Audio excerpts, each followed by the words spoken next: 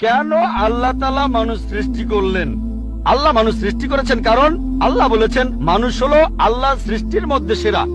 আল্লাহ তাআলা অন্য যা কিছু সৃষ্টি করেছেন তা আল্লাহকে মানে। ফেরেশতা সৃষ্টি করেছেন, আল্লাহ যে আদেশই দেন ফেরেশতাগণ সে আদেশ পালন করেন, তাদের নিজস্ব ইচ্ছা নেই। মানুষ হলো আল্লাহ তাআলার এমন এক সৃষ্টি যার নিজের ইচ্ছা আছে।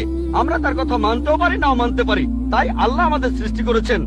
আমরা হলাম তার সৃষ্টির সেরা। যদি আল্লাহর আদেশ মানেন তাহলে জান্নাতে যেতে পারবেন, তাহলে বেহেশতে যাবেন, স্বর্গে যেতে পারবেন।